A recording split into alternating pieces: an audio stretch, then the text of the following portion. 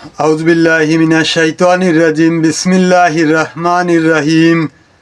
সম্মানিত দর্শক শ্রোতা, আসসালামু আলাইকুম। আশা করি আল্লাহর ইচ্ছায় আপনারা সবাই ভালো আছেন। আলহামদুলিল্লাহ, আমিও ভালো আছি। আমি মোহাম্মদ জুয়েল মোল্লা, আমার ইউটিউব চ্যানেলের পক্ষ থেকে আপনাদের সবাইকে জানাই আন্তরিক শুভেচ্ছা, অভিনন্দন। আজ আমি আপনাদের সামনে একটা অত্যন্ত মূল্যবান এবং গুরুত্বপূর্ণ আলোচনা নিয়ে উপস্থিত হয়েছি। আজকের আলোচনার বিষয় পশ্চিমবাংলার মুখ্যমন্ত্রী মমতা ব্যানার্জির বাংলাদেশ নিয়ে করা মন্তব্যের প্রতিবাদে। আমি আগে আরও দুটো ভিডিও দিয়েছিলাম। সব কথা যদি এক ভিডিওতে আলোচনা করতে যাই, ভিডিওটা অনেক লম্বা হয়ে যাবে। দর্শক বন্ধুরা, আপনারা দেখবেন না, কারণ আমি নতুন ইউটিউবার। আমার একটা ভিডিও যদি 40-50 মিনিট, 1 ঘন্টা দীর্ঘায়িত হয়, প্রথম থেকে শেষ পর্যন্ত কেউ ধৈর্য ধরে দেখবেন না। তাই ছোট করে করলাম, একটা ভিডিওকে 3টে পার্ট করে। আশা করি সবাই প্রথম থেকে শেষ পর্যন্ত ধৈর্য ধরে দেখবেন। আগে যা আলোচনা করার 2টো ভিডিওতে করেছিলাম, আজকের আলোচনা, উনি আমাদেরকে সভ্যতা শিখাতে আসেন। উনার নিজের রাজ্যে 15%, কোনো জরিপে আছে 14%, কোনো জরিপে 15% মুসলিম। এখানে চাকরিজীবী 1 থেকে 1.5%। আর আমাদের দেশে 8% হিন্দু, চাকরিজীবীর জরিপে দেখা যাবে প্রায় দ্বিগুণ। এছাড়াও ওনাদের দেশে রাষ্ট্রীয় মদদে, পুলিশের সহযোগিতায় মসজিদ ভাঙ্গা হয়। পুলিশ মসজিদ দখল করতে গিয়ে, জরিপ করতে যে মুসলমানদের গুলি করে মারে। এই ধরনের একটা ঘটনা এই বাংলাদেশ স্বাধীনের 53 বছরে বাংলাদেশে দেখাক ওনারা। এবং স্বাধীনের আগে যে 24 বছর পাকিস্তানিদের হাতে দেশ ছিল, তখনও এরকম একটা ঘটনা দেখাক যে রাষ্ট্রীয়ভাবে পুলিশ সাথে নিয়ে হিন্দুদের উপর অত্যাচার বা পুলিশের গুলিতে হিন্দু লোক মরে, একটা ঘটনা দেখাক। হয়তো বলবেন যে বাংলাদেশেও তো মন্দির ভাঙা হয়। এগুলো করে উনাদেরই বাংলাদেশের এজেন্ট হাসিনা লোক দিয়ে এটা করা অন্য লোকের ঘাড়ে দোষ চাপায়। বাংলাদেশে কোনো সাম্প্রদায়িকতা হয় না। যে বিষয়ে আলোচনা করতে, আর উনারা দেখাবেন, উনারা আমাদের সভ্যতা শিখাবেন, আর আমাদেরকে সভ্যতা শিখতে হবে উনাদের কাছ থেকে, এটা তো মেনে নেওয়া যায় না। তাই আজকে উনার কাছে আমার কয়েকটা প্রশ্ন করতে চাই।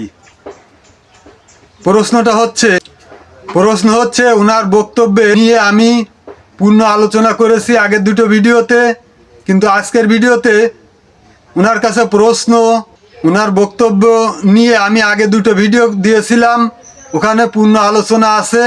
কিন্তু উনি বাংলাদেশ নিয়ে বক্তব্যের শেষে বলেছিলেন, বাংলাদেশ একটা আলাদা দেশ, বাংলাদেশ নিয়ে কথা বলতে গেলে কেন্দ্র সরকার বলবে, অর্থাৎ দিল্লি সরকার, মোদি সরকার বলবে। তার সিদ্ধান্ত আমরা মেনে নেব, তারা যে সিদ্ধান্ত নেবে বাংলাদেশ নিয়ে আমরা একমত। আমার প্রশ্নটা এখানে, আপনাদের যে কেন্দ্র সরকার, মোদি সরকার, এর আগে ছিল মনমোহন সরকার। মনমোহনের সময় আপনি পশ্চিমবাংলার মুখ্যমন্ত্রী ছিলেন। উনাদের দুজনেরই বাংলাদেশ নিয়ে নীতি এক ছিল, পররাষ্ট্রনীতি এক ছিল। যেভাবে হোক অবৈধ শেখ হাসিনাকে বাংলাদেশের ক্ষমতায় টিকিয়ে রাখা, কারণ ভোটের মাধ্যমে তো আর শেখ হাসিনাকে টিকিয়ে রাখা যাবে না। এজন্য ভোট ছাড়া কারচুপি করে, জবরদখল করে আমাদের দেশে ফ্যাসিবাদ টিকিয়ে রাখার ছিল মনমোহন সরকারেরও লক্ষ্য এবং মোদি সরকারেরও ওই একই লক্ষ্য। তাহলে আপনি যে বলেছেন যে কেন্দ্র সরকারের সিদ্ধান্ত আমরা একমত, তাহলে তো কেন্দ্র সরকারের বাংলাদেশ নিয়ে ওই সিদ্ধান্ত আপনারা একমত। প্লিজ এইটা একটু জানাবেন যে এই সিদ্ধান্ত কি আপনারা একমত না দ্বিমত আছে। ভারতের কেন্দ্র সরকারের মদদে আমাদের দেশে 16টা বছর একটা ফ্যাসিবাদ টিকে ছিল, এটাকে কি আপনি সমর্থন করেন কি না, করতেন কি না, এটা একটু জানাবেন।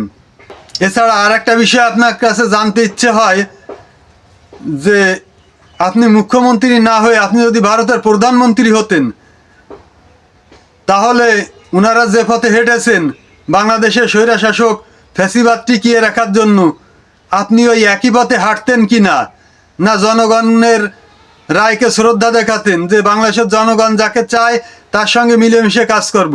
এটা একটু দয়া করে জানাবেন। আর একটা প্রশ্ন হচ্ছে, 1 বছর হাসিনার সময় তিস্তার চুক্তি নিয়ে কয়েকবার উদ্যোগ হয়। শেষ পর্যায়ে নরেন্দ্র মোদী সরকার বলেছিলেন, আমি তো তিস্তা চুক্তি করতে চাই, কিন্তু পশ্চিমবাংলার মুখ্যমন্ত্রী মমতা ব্যানার্জির জন্য হচ্ছে না, সে এই চুক্তিতে ভেটো দিচ্ছে, বাধা দিচ্ছে। তাহলে আপনি যদি কেন্দ্র সরকারের সিদ্ধান্তেই বাংলাদেশের ব্যাপারে একমত হন, তাহলে সেদিন একমত ছিলেন না কেন? অথবা মোদি যে যুক্তির কথাটা বলেছিল সেদিন, যে আপনার জন্য নাকি তিস্তা চুক্তি হচ্ছে না, এই কথাটা কতটুকু সঠিক, এই নিয়ে একটু বাংলাদেশকে জানাবেন। সর্বশেষ যে কথাটা বলতে চাই তা হচ্ছে, বাংলাদেশের আন্তর্জাতিক আইনে আছে, কোনো উজানের দেশ ভাটির দেশের পানি আটকাতে পারবে না। তাহলে তিস্তা বাঁধ কেন দিয়ে আমাদের পানি আটকাচ্ছেন? তিস্তা অববাহিকায় বাংলাদেশের দিকে সীমান্তে হাজার হাজার একর জমির ফসল নষ্ট হয়ে যাচ্ছে পানির অভাবে শুকনো মৌসুমে। এটা তো আমাদের হক, এটা তো প্রাকৃতিক সম্পদ, আল্লাহর দান। এটা এই প্রাকৃতিক সম্পদ পানি বাদ দিয়ে আটকানোর অধিকার কারো নাই, যতই আপনাদের জায়গা হোক। এটা আইন বিরোধী। আশা করি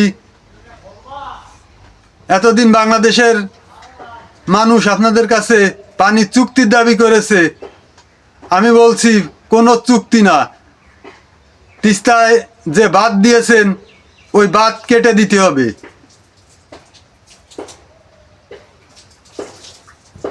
আমার পানি কেন আমি আপনাদের হাত পা ধরে চুক্তি করব? চুক্তি করে আপনাদের কাছ থেকে কেন নিতে হবে? আমার হক। তিস্তার বাঁধ অবিলম্বে কেটে দিতে হবে। আর আপনাদের দেশের এক শ্রেণীর লোকেরা বলে, এই বাংলাদেশ ভিখারির দেশ, এই বাংলাদেশে আমাদের তেল দিচ্ছি, চিনি দিচ্ছি, পেঁয়াজ দিচ্ছি। তাদেরকে বলবো, আপনাদের লজ্জা করে না? বাংলাদেশের পানি নিয়ে আপনারা ফসল ফলাচ্ছেন, আর ওই ফসল আমাদের কাছে চড়া দামে বিক্রি করছেন। আমরা কি আপনাদের ফসল মাগনা করি? আপনাদের পণ্য? আপনারা তো আমাদের পানিটা মাগনা ব্যবহার করছেন, মাগনা খাচ্ছেন। এখন থেকে এটা চলবে না। আপনাদের যদি লজ্জা থাকে তাহলে আজই ওই তিস্তার বাঁধ কেটে দেবেন। গতকালকে একটা ভিডিওতে দেখলাম আপনি বলেছেন, বাংলাদেশে যদি আগুন জ্বলে সেই আগুন বিহারে, উড়িষ্যাতেও জ্বলবে। আপনার কথাটার মানে ঠিক বুঝতে পারলাম না। তার মানে বাংলাদেশে হিন্দুদের উপর অত্যাচার হলে, বাংলাদেশে তো এটা তথাকথিত হিন্দু অত্যাচার, এটা তো হয়ই না। বাংলাদেশে হিন্দুদের উপর অত্যাচার হলে এই আগুন বিহার উড়িষ্যাতে জ্বলবে, মানে বিহার উড়িষ্যার মুসলিমদের উপর আপনারা নির্যাতন চালাবেন, এই ইঙ্গিত নাকি? তাদের দিয়ে বদলা নিবেন? শুভেন্দু যেমন বলেছে যে ওপার বাংলার বদলা এপার বাংলায় নেওয়া হবে, উনি তো খোলামেলা বলেছেন। আর আপনি তো খোলামেলা একটু কম বলেন। আপনি যা করেন কাজে করেন, ভিতরে ভিতরে রাখেন। ইন্ডিয়ার মুসলমানরা বাংলাদেশের হিন্দুদের মতন নয়। বাংলাদেশের হিন্দু আর ইন্ডিয়ান মুসলমান এক জিনিস না।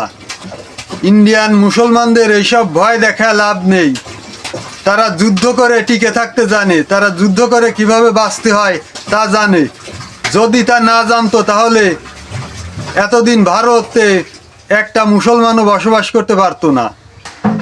যোগী যেমন আদালতে আইন করে গরু জবাই করা বন্ধ করেছে, আমাদের কিতাবে আছে গরু আমাদের জন্য হালাল। আপনাদের কিতাবে নিষেধ আছে, আপনাদের ধর্মে আপনারা খাবেন না, কিন্তু আমাদের ধর্মে গরু খাওয়ার অনুমতি আছে, আমরা খাবো। আপনারা বাধা দিতে কে? বাংলাদেশে ইন্ডিয়ার মুসলমানদেরকে দুর্বল ভাববেন না। আদালতে আইন পাশ না করে মাস্তানি করতে যান পারলে ভাঙ্গড়। আমার চাচা বাড়ির এলাকায় প্রকাশ্যে গরু জবাই হচ্ছে। কোনো পাবলিক যদি মাস্তানি করতে যায়, গরু জবাই বন্ধ করতে যায়, গোরক্ষা বাহিনী গণপিটুনি দিয়ে সোজা করে দেবে। এই ছিল আজকের আলোচনা। আশা করি পরবর্তী ভিডিওতে আবারও আপনাদের সঙ্গে দেখা হবে। সেই পর্যন্ত সবাই ভালো থাকবেন, সুস্থ থাকবেন। সবার দীর্ঘায়ু কামনা করছি। সম্মানিত দর্শক শ্রোতা, আশা করি আজকের আলোচনা আপনাদের কাছে খুবই ভালো লেগেছে। এই ধরনের আলোচনা নিত্য নতুন সবসময় পেতে আমার চ্যানেলটাকে সাবস্ক্রাইব করবেন এবং বেশি বেশি শেয়ার করে আত্মীয় বন্ধু বান্ধবদের মাঝে ছড়িয়ে দেওয়ার অনুরোধ করছি, যাতে সবাই দেখার সুযোগ পায়।